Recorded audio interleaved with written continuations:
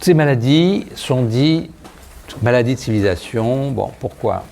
Un comble, parce que l'homme, en se civilisant, a réussi à se rendre malade par ses choix alimentaires, la pollution, la sédentarité, le stress, l'altération de la qualité du sommeil.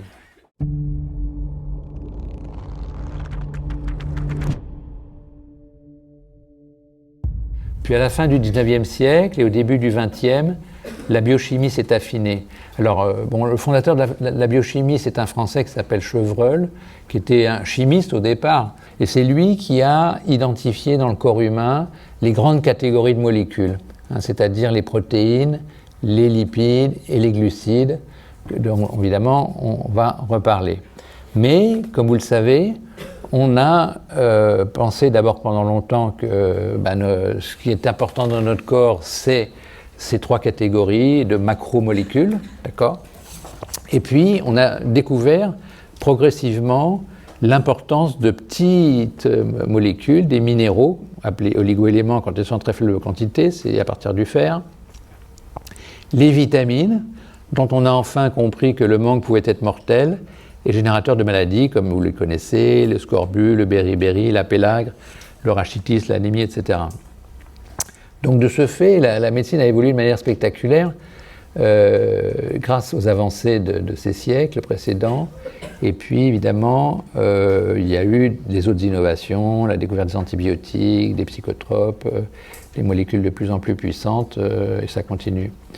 Grâce à ces avancées médicales, conjuguées à une nette amélioration de l'hygiène de vie dans nos pays, bien sûr, et surtout grâce à la réduction de la consommation de calories, l'espérance de vie a fait des progressions majeures au cours de ces dernières décennies. Alors, juste une petite parenthèse à propos de l'hygiène. J'ai l'impression que maintenant en Belgique, vous avez accès à Arte, non ? Ce matin, j'ai regardé. Il y a un nouveau documentaire qui s'appelle « Vive les microbes ».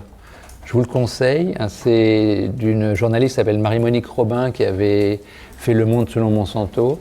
Et c'est très bien fait. Et ça explique que, en fait, par contre, l'excès d'hygiène est délétère. Par exemple, les enfants qui vivent dans les fermes, ils font beaucoup moins d'allergies, mais de manière absolument spectaculaire. D'asthme, de rhinite, d'intolérance alimentaire que les urbains. C'est lié au fait qu'il y a une variété de la flore qui est très importante et on a absolument besoin de cette biodiversité. Donc, ça crée des ravages dans des pays qui, culturellement, comme les États-Unis, sont extrêmement aseptiques. Ils stérilisent tout.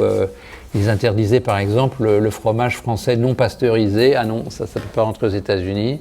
Voilà, parce qu'ils ont cette obsession du microbe.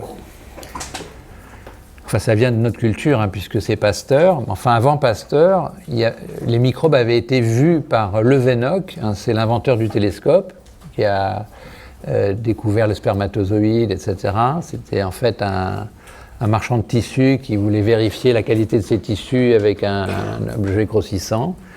Et puis Semmelweis, je ne sais pas si vous connaissez ce nom, Ignaz Semmelweis, un médecin hongrois aussi, qui a découvert que les médecins qui ne se lavaient pas les mains entre les autopsies et l'accouchement tuaient les femmes en fait par contamination. Et donc il a eu aussi l'intuition des microbes et c'est lui qui a mis en place le lavage des mains pour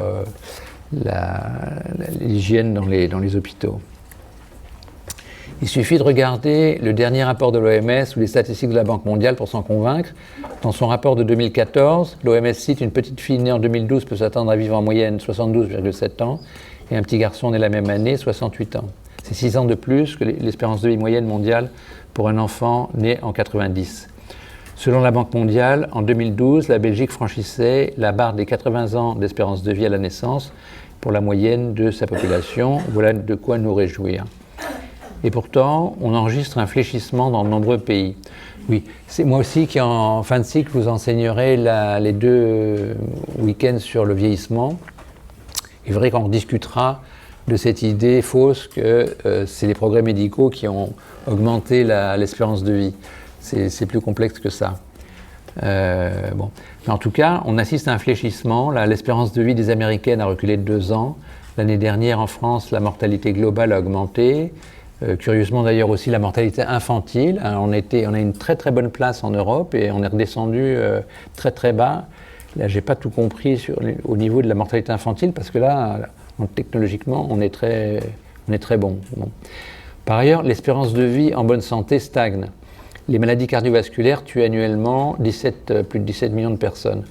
Le cancer, dont la fréquence augmente de manière très préoccupante, y compris chez les enfants, entraîne 8,3 millions de décès et le diabète plus de 5 millions. Bon. Et puis vous avez vu l'année dernière, oui bon, on va en reparler là un peu plus bas, le passage à 1 milliard d'obèses. Oui, dans un dossier de mars 2015, l'OMS souligne encore que 47,5 millions de personnes sont atteintes de démence dans le monde et que 7,7 millions de nouveaux cas se déclaraient chaque année. La maladie d'Alzheimer, la cause la plus courante de démence, serait-elle à l'origine de 60 à 70% des cas. Bon, là, ça ne s'est pas arrangé, puisque on a atteint le million d'Alzheimer en France et qu'il y a une accélération énorme avec le Covid long. Le Covid est neuro-inflammatoire et contribue, si vous voulez, à aggraver l'évolution vers le déclin cognitif et l'Alzheimer. Enfin, le nombre de cas d'obésité a doublé depuis 1980. En 2014, plus de 1,9 milliard d'adultes de 18 ans étaient en surpoids, dont 600 millions étaient obèses. Alors là, la nouvelle est pire, puisque l'année dernière, on a passé le cap du milliard d'obèses, ce qu'on n'attendait pas avant les années 2030. Ça m'a fait un tel électrochoc que j'ai décidé d'écrire là-dessus. Là, je viens de finir un nouveau livre sur ce sujet, parce que c'est un sujet tellement galvaudé, le surpoids, je ne voulais pas l'attaquer, mais là, c'est vraiment, ça devient insupportable, quoi. Plus inquiétant encore, 42 millions d'enfants de moins de 5 ans étaient en surpoids ou obèses en 2013. Toutes ces maladies sont dites maladies de civilisation. Bon, pourquoi? Un comble, parce que l'homme, en se civilisant, a réussi à se rendre malade par ses choix alimentaires, la pollution, la sédentarité, le stress, l'altération de la qualité du sommeil. Donc vous voyez, il y a plusieurs dimensions, il n'y a pas que la nutrition. Avec les méthodes brutales de l'agriculture intensive, la surutilisation d'engrais et de produits chimiques, le sol s'est terriblement appauvri déjà. Bon. Nos végétaux ont ainsi perdu beaucoup de leur richesse nutritionnelle. En privilégiant des monocultures mal choisies, des céréales à gluten, le maïs pro-inflammatoire, on le reverra, et une politique d'élevage intensif, les industries agroalimentaires ont envahi le marché de produits qu'on peut carrément dire pathogènes. En outre, les méthodes de conservation modernes, de préparation, de raffinage, de cuisson à haute température, de même que l'utilisation d'additifs alimentaires, ont encore altéré la qualité nutritionnelle des aliments. Mais pas seulement. Par exemple, on verra que les additifs altèrent la flore digestive. Ça a des impacts santé directs.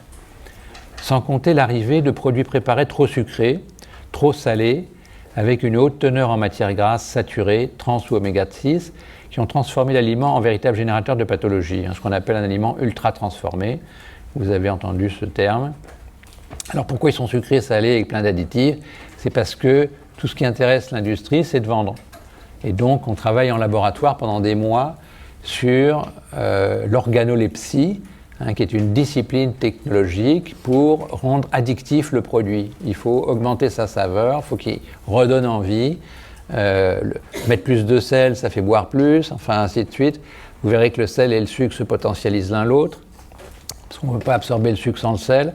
Bon. Et puis, c'est l'exploitation, si vous voulez, d'une attirance naturelle pour le sucre, puisque ça a été quand un aliment est sucré, il ne doit pas être empoisonné. Ça a été, si vous voulez, un indice important dans notre identification. Et donc, vous verrez aussi qu'on a d'autres raisons d'être attiré par le sucré, parce que c'est un effet psychotrope, le sucre, sur la sérotonine.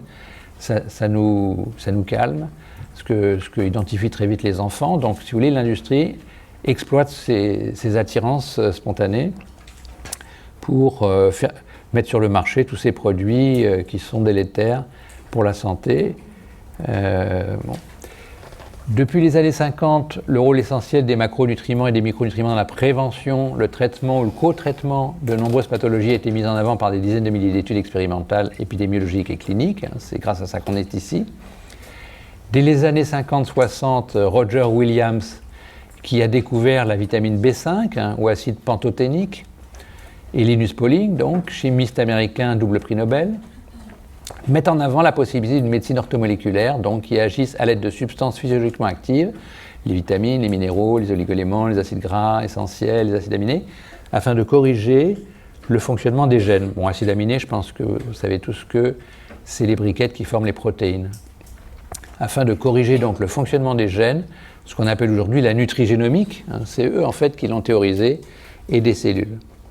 De cette vague de travaux est née une nouvelle discipline, nutrithérapie. Bon alors, entre parenthèses, on n'a pas gardé orthomoléculaire parce que c'est marqué par un courant qui est vraiment très états-unien et qui est très centré sur les mégadoses. Bon, c'est culturel aux États-Unis, hein, bigger is better. Ils sont dans le... Et bon, on a, si vous voulez, développé des techniques beaucoup plus intégratives avec des complexes qui en synergie. Et donc c'est pour ça qu'on a changé de nom finalement. Voilà, ça s'appelait la nutrithérapie, qui est un terme plus vaste, plus facile à comprendre. Donc c'est une discipline alors très importante qui parle au corps son propre langage. Vous comprenez bien que les médicaments, c'est des xénobiotiques. Xéno, c'est xénophobe, c'est celui qui n'aime pas les étrangers. C'est une molécule qui n'est pas, qui se trouve pas a priori dans notre corps. Là, on parle avec les molécules qui sont déjà dans le corps, avec des molécules qui le composent et qui lui permettent de fonctionner, et des molécules proches issues de la biochimie végétale. J'ai évoqué les polyphénols par exemple, mais il y en a plein d'autres. La nutrithérapie n'est donc pas une médecine alternative. Hein. Elle repose sur la biochimie dont elle est l'application pratique.